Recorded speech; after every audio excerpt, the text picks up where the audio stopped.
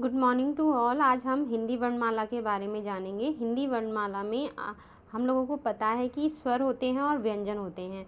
तो स्वर जो है ये अ से औ तक होते हैं, जैसे कि अ, आ, ई, उ, री, ए, आई, ओ, औ। ये हमारे 11 स्वर होते हैं।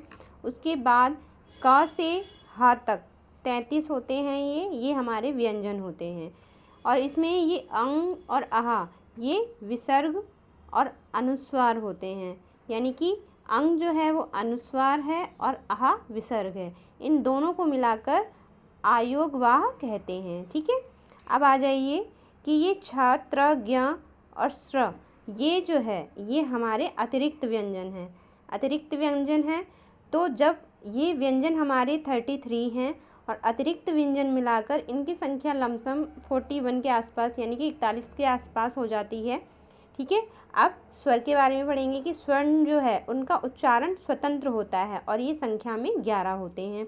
व्यंजन इनका उच्चारण स्वतंत्र नहीं होता, यानी कि इनके उच्चारण में स्वरों की आवश्यकता होती है और तब ये पूर्ण होते हैं। यानी कि जैसे कि एग्जाम्पल मैं आपको बता रही हूँ, क प्लस अ इक्वल टू क, यानी कि जब क में नीचे हलंत लगा है तो ये आधा माना जाता है और इसको पूरा होने के लिए स्वर यानी कि अ की ज़रूरत होती है, तब क बनता है। ठीक है, तो ऐसे ही हमारे जो व्यंजन होते हैं उनके नीचे हलंत होता है, लेकिन वो हम हिंदी वर्णमाला में लिखते नहीं हैं। इसी तरह से ये व्यंजन जो है संख्या में 33 होते हैं। अगर संख्या पूछे तो हम 33 लिखते हैं और अतिरिक्त व्यंजन मिलाकर इनकी संख्या 41 के लमसम हो जाती है। अभी हमने पढ़ा कि का के नीचे जब हलंत होता है तो वो व्यंजन होता है और ये स्वर है हमारा।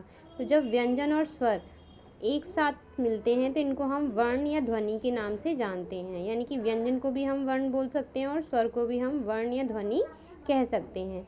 जब दोनों को मिलाकर कोई बनता है इसको अक्षर कहते हैं। यानी कि जब दोनों को मिलाकर अक्षर बनता है इसको अक्षर कहेंगे। का जो बना है ये हमारा अक्षर है।